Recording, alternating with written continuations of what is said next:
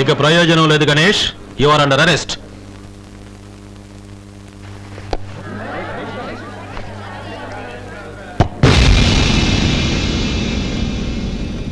ఏసేంద్రా, ఎక్కడ health minister?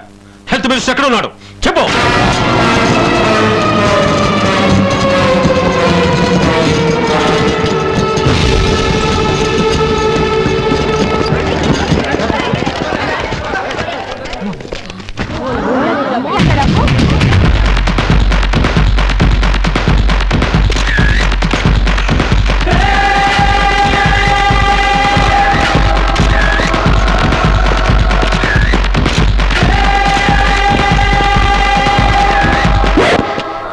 ఎవడైనా gun పేల్చాడో అక్కడ మీ హెల్త్ మినిస్టర్ పేలిపోతాడు. నిన్నటి వరకు జైల్లో ఉన్న నా దగ్గరికి ఇంత డబ్బు ఎలా వచ్చిందని ఆశ్చర్యపోతున్నారా? ఇది మీ డబ్బు. తీసుకోండి అమ్మా. ఎస్, ఇది ప్రజల డబ్బు. ప్రజల ఆరోగ్యం కోసం ప్రభుత్వం కేటాయించిన డబ్బు. దీన్ని ప్రజలకు చేరకుండా మీ హెల్త్ మినిస్టర్ దాచిన డబ్బు.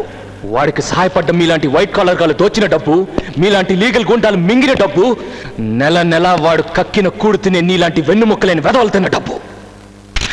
ఇలా ఎవరికి అందినంత వాళ్ళు దోచేశారు గనుకే ఆసుపత్రి లోపలికి వెళ్తే బెడ్స్ కొనడానికి డబ్బు లేదంటారు, మెషినరీ కొనడానికి సొమ్ము లేదంటారు, ఎమర్జెన్సీ మందులు కొనడానికి నిధులు లేవంటారు. మరి ఇవన్నీ ప్రైవేట్ హాస్పిటల్స్ లో ఉన్నాయి కదా, ఇంత పెద్ద జనరల్ హాస్పిటల్లో ఎందుకు లేవని అడిగితే లోటు బడ్జెట్ అంటారు. What mister health secretary, me department లో 43 కోట్లు లోటు బడ్జెట్ ఉంటే 7 లక్షలు ఆస్తుందని ప్రకటించిన మీ హెల్త్ మినిస్టర్ కి 70 కోట్లు ఎక్కడి నుంచి వచ్చాయి? Come on tell me. So డబ్బు ఉంది, దేర్ ఇస్ మనీ. పెరుగుతున్న మంత్రుల జీతాలు, ఫోన్ బిల్లులకు డబ్బుంది. పిర్రకి ఎర్రచీమ కరిస్తే విదేశాలకు వెళ్లి వైద్యం చేయించుకోవడానికి డబ్బుంది. ఏడాదికి ఒకసారి 750 కోట్లు ఖర్చు పెట్టి ఎలక్షన్ జరిపించడానికి డబ్బుంది. కానీ పేదవాడికి వైద్యం చేయడానికి మాత్రం డబ్బు లేవు. ఏ పేదవాళ్ళకి జబ్బు రాకూడదా? వస్తే వాళ్ళకి చావే సరైన మందా? అంటే ఇక్కడ పేదవాళ్ళకి వైద్యమే జరగట్లేదా? ఇక్కడ ఉన్న డాక్టర్లు అందరూ చెడ్డవాళ్ళని నీ ఉద్దేశం? కాదు, మీలో మంచి డాక్టర్లు ఉన్నారు. కానీ మీ గుండెల మీద చేయి వేసుకొని చెప్పండి, are all of you genuine? డొనేషన్లు కట్టి డాక్టర్ అయి పంటికి బదులు కంటిని తీసిన వాళ్ళేరా? కడుపు నొప్పి వస్తే కడుపును చీల్చి అందులో కత్తులు పెట్టి కుట్టేసిన మేధావులేరా? జనరల్ హాస్పిటల్కి వెళ్ళిన వాళ్ళని ప్రైవేట్ హాస్పిటల్కి వెళ్ళమని బ్రోకర్ కాళ్ళేరా? ఆఖరికి తలనొప్పిని వస్తే కమిషన్ కోసం ఊళ్ళో ఉన్న అన్ని టెస్టులు చేయించుకురామని చెప్పే ఏ క్లాస్ ఏజెంట్స్ లేరా? ఇప్పుడు రోగి తన వ్యాధిని చూసి భయపట్టలేదయా, మీ ట్రీట్మెంట్ గుర్తు తెచ్చుకొని కంగారు పడుతున్నాడు. ఎస్, ఇక్కడ వచ్చేది పినాయిల వాసన కాదు, పీరుగుల వాసన. ఇక్కడ వరండాలో ఉమ్ములు వాంతుల మధ్య చర్చ కంటే ఇంట్లో చాప్ మీద పడుకొని చావడం మేలనుకుంటారే జనం. This is ridiculous, Mr. Ganesh. Do you have any substantial evidence to prove your allegations? What is ridiculous? Have you ever gone through a medical journal? Do you know that 75 crore Indian people are nearly 500 kilometers away from a basic operation table? Do you know that 1 lakh women are dying due to the non-availability of sterilized medical plates to cut their umbilical cords? Do you know that the cost of 1 bypass surgery is equal to 10 years income of an average Indian? Is this enough or do you want more evidence? ఏంటయ్యా పెద్ద సంస్కట్లా డబాయిస్తున్నావు? జనాభా పెరిగిపోతుంటే government మాత్రం ఎంతవరకు పనిచేస్తుంది? అందుకే కదా మేము private hospitals కట్టి మెడికల్ సర్వీస్ చేస్తున్నాం.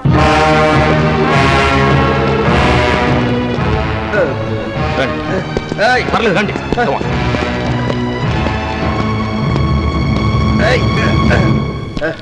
ఈయనెవరో మీకు తెలుసా? Doctor Rajagopal, MBBS FRCS. ఇదే సిటీలో మెయిన్ సెంటర్ చూసుకొని పెద్ద ఆసుపత్రి కట్టాడు. 7 అంతస్తుల building, centralised AC, latest equipment. ఏడాదికో బ్రాంచ్ ఓపెన్ చేసి సర్వీస్ చేస్తాడట. కానీ 2.5 లక్షలు లేకుండా ఎవరైనా ఆసుపత్రి లోపలికి వెళితే బయటకు నెట్టే చంపేస్తాడు. Mister Ganesh, keep quiet doctor Rajagopal. ఆరోగ్యాన్ని అమ్మటాన్ని నీ మెడికల్ డిక్షనరీలో సర్వీస్ అంటారా? సిగ్గులేదు? అసలు ఎప్పుడైనా ఈ తెల్లకోట్ నీ ఒంటి మీదకి ఎలా వచ్చిందో ఆలోచించావా? MBBS చదివితే వచ్చింది. ఎవడబ్బా సొమ్ముతో చదివయ్యా? ఇలాంటి ఒక్కొక్క డాక్టర్ని తయారు చేయడానికి ప్రభుత్వానికి 12 లక్షలు ఖర్చు అవుతుంది. ఆ 12 లక్షలు ఎక్కడవి? కూలీ నాలి చేసుకునే పేద ప్రజలు, చాలీచాలిన సంపాదనతో బతికే సగటు మనుషులు 10 పరకా సంపాదించి ఆ డబ్బుతో ఉప్పు, పప్పు, ఉల్లిపాయ కొనుక్కుంటే అలా కొన్న ప్రతి వస్తువు మీద పన్ను వేసి ఆ పన్ను రూపంలో వచ్చిన డబ్బులో నుంచి 12 లక్షలు ఖర్చు పెడితే ఇదిగో ఈ మహానుభావుడు డాక్టర్ అయ్యాడు. ఇది నువ్వు మర్చిపోతే ఎర్రటి రక్తాన్ని తెల్లటి పాలుగా చేసి పెంచిన నీ తల్లిని మర్చిపోయినట్టే. ముందు మా నాయకుడు ఎక్కడ ఉన్నాడు చెప్పు. ఎవరా వాగింది? ఎవరా మీ నాయకుడు? ఒంటి మీద ఉన్న చక్క గుండెలు లేవు, కట్టుకున్న పంచకు ఉతుకులేదు. నిన్ను చూస్తుంటే నీ నాయకుడికి జిందాబాద్లు కొట్టి కొట్టి ఎముకలు బయటపడి చచ్చేలాగున్నావా? నీకు రోగం వస్తే నీ నాయకుడు ప్రైవేట్ హాస్పిటల్లో చేర్చడరా, ఇక్కడ ఏదే జనరల్ హాస్పిటల్లో పడేస్తాడు.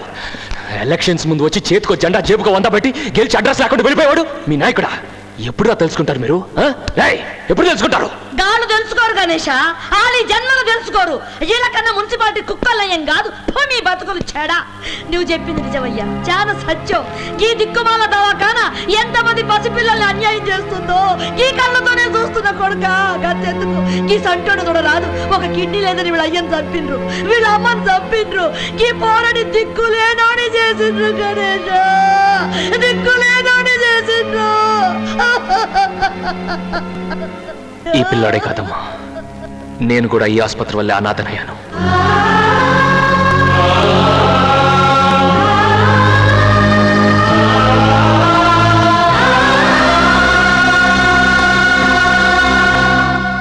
ప్రభుత్వ ఆసుపత్రిలో పేదవాడి ప్రాణానికి విలువ లేదు గనుకే మా నాన్న చనిపోయాడు. ప్రైవేట్ హాస్పిటల్లో తండ్రిని బతికించుకోబోయి నా చెల్లి బలైపోయింది. ఈ సిస్టమ్కి ఎదురు తిరిగిన పుణ్యానికి నా స్నేహితురాలు సజీవ దహనం అయిపోయింది. చూడు గణేష్, ఎప్పుడూ నీ విషయంలో ఒక తప్పు జరుగుండొచ్చు. అంత మాత్రం చేత దాన్ని గోరంతలు కొండంతలుగా చేసి చెప్తే జనానికి మా మీద ఉన్న ఆ కొంచెం నమ్మకం కూడా పోతుంది కదా. జనానికి మీ మీద నమ్మకం రావాలంటే మీరు పని చేయాలి. చేస్తారా? చెప్పండి, చేస్తాం. మీ కుటుంబంలో ఎవరికైనా జబ్బు చేస్తే ఇదే కారిడార్లో పడేసి ట్రీట్ చేయాలి. చేస్తారా? ఆ ఆలోచన వస్తేనే మీకు భయంగా ఉంది. అనుభవించి మాకెలా ఉంటుంది? ఇది హాస్పిటల్ అని మేము రావట్లేదు, దేవాలయం అనుకుని వస్తున్నాం. మిమ్మల్ని కేవలం డాక్టర్లుగా భావించి రావట్లేదు, దేవుళ్ళు అనుకుని వస్తున్నాం. అటువంటి మమ్మల్ని ఇలా చులకనగా చూడొచ్చా? పురుగుల కంటే హీనంగా ట్రీట్ చేయవచ్చా? కాపాడండి అయ్యా బాబు అని కాళ్ళ మీద పడుతున్నామే, ఆ నమ్మకానికి ద్రోహం చేయొచ్చా? మీరు చెబుతున్నవన్నీ నిజాలే మిస్టర్ గణేష్. సమస్య చెప్పారు, దీనికి మీరు చెబుతున్న సొల్యూషన్ ఏమిటి? రెవల్యూషనా? కాదు, realisation. Realisation at all levels. ఆత్మవిమర్శ అన్ని తరగతుల వారికి రావాలి. నాకు వచ్చిన పరిస్థితి మరెవరికి రాకూడదు.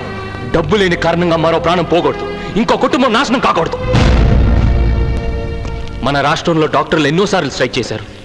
ఎప్పుడు చేసినా మీ జీతాల కోసం చేశారే కానీ హాస్పిటల్ ఫెసిలిటీస్ బాగుపడాలని ఎప్పుడైనా చేశారా? ఇక మీదైనా మీరు చేసే పని జీతం కోసం చేసే పనిగా భావించి చేయకండి, దైవసేవగా భావించి చేయండి. చద్దన్నంలో ఉల్లిపై నంచుకోవడానికి కూడా గతి లేని పేదవాళ్ల దగ్గర మెయిన్ గేట్ నుంచి మార్చిల వరకు లంచం అడిగే అలవాటు మానుకోండి. మీ దగ్గర చాలినంత డబ్బు లేదనే కదా లంచం అడుగుతున్నారు. వాళ్ళు మీకంటే డబ్బు లేని వాళ్ళు కాదా? వాళ్ళని దోచుకోవచ్చా? నరాల్లో డబ్బు పిచ్చి జీర్ణించుకుపోయిన రాజకీయ నాయకులందరినీ అడుగుతున్నాను, మనీ ప్రపంచంలో నుంచి మానవత ప్రపంచంలోకి రండి. మీరు తీసుకునే లంచంలో సగం డబ్బు ఖర్చు పెడితే ఊరికో జనరల్ హాస్పిటల్ కట్టొచ్చు, వీధికో హెల్త్ సెంటర్ పెట్టొచ్చు. ఇన్నాళ్ళు మా నోట్లో మట్టి కొట్టారు, ఊరుకున్నాం. మా పొట్టను కొట్టారు, సహించాం. పనులు లేకుండా తిప్పారు, ఓర్చుకున్నాం. మీకు తోచినప్పుడల్లా పన్నుల మీద పన్నులు వేసుకుంటూ వచ్చారు, నోరు మూసుకొని కట్టాం. మీ రాజకీయ మార్కెట్లో మా శ్రమని, నమ్మకాన్ని, జీవితాన్ని, భవిష్యత్తుని కిలో లెక్క అమ్మేశారు. కిక్కురు మనకుండా అమ్ముడిపోయాం. కుల పోరాటాలు పెట్టారు, మత కలహాలు పెట్టారు. మేం కొట్టుకు చచ్చాం కానీ మిమ్మల్ని మాత్రం అధికారంలోనే కూర్చోపెట్టాం.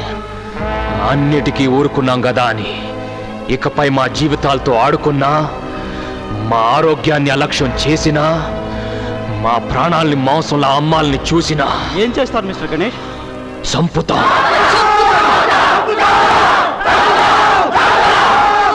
ఈ రోజు రాష్ట్ర వైద్య చరిత్రలో ఓ మర్చిపోలేని రోజు. ప్రియా, గవర్నర్ ప్రెసిడెంట్ గా ఉన్న రెడ్ క్రాస్ సొసైటీకి డబ్బంతా చేర్చు. ప్రజల డబ్బు ప్రజలకే చేరాలి. ఓకే. ఈ రోజు నుంచి సగటు మనిషి ఆరోగ్యానికి ఉపయోగపడే డబ్బు చట్టవిరుద్ధంగా ఎవరి దగ్గర ఉండదు. పేదవాడి ప్రాణానికి విలువివ్వని ఎవడో ప్రాణాలతో ఉండడు. అంటే మా నాయకుడు చంపేశావా? లేదు, బతికే ఉన్నాడు, ఇదే హాస్పిటల్లో ఉన్నాడు.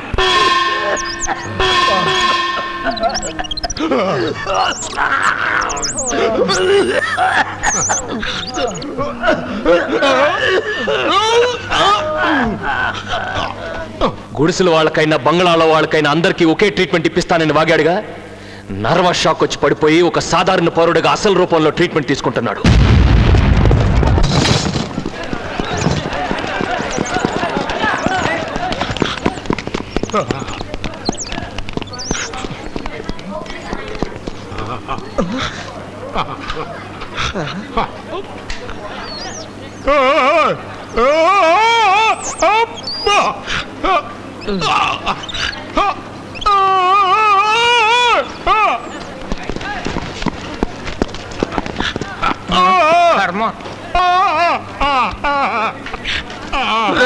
హెల్త్ మినిస్టర్ కనపడక మా చావు మీద వస్తుంటే మధ్య నీ గోలేంట్రా?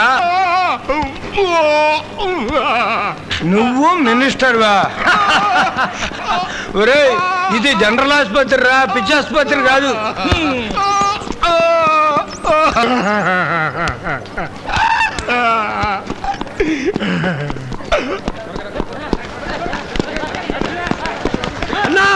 అయ్యో అన్ని ఇక్కడ ఉన్నారు అన్నా. 2 గంటలకి ఇతనికి ఆపరేషన్ తర్వాత ఇతను బతికితే మీ ఇష్టమైన చోటు తీసుకెళ్ళొచ్చు. ఈలోగా ఇతన్ని ఎవరైనా బయటకు తీసుకెళ్ళడానికి ప్రయత్నించారో దీంతోనే ఆపరేషన్ చేస్తాను.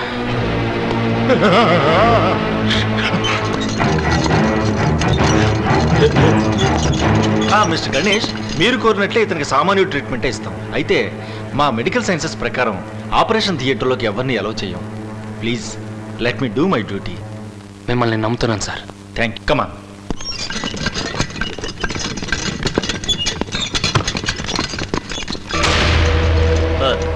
హాస్పిటల్ వెనక అంబులెన్స్ రెడీగా ఉంది.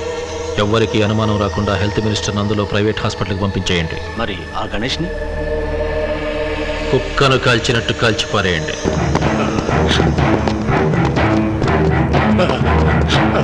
గణేష్, వాళ్ళు వెనక డోర్ నుంచి హెల్త్ మినిస్టర్ని ప్రైవేట్ హాస్పిటల్కి తీసుకెళ్ళిపోతున్నారు. నో,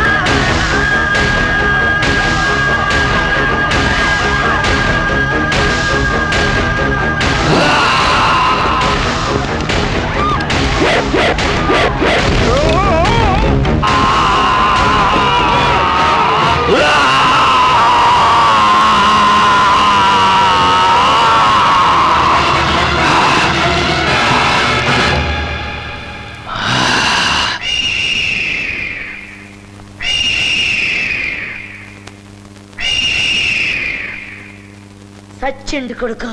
గణేష్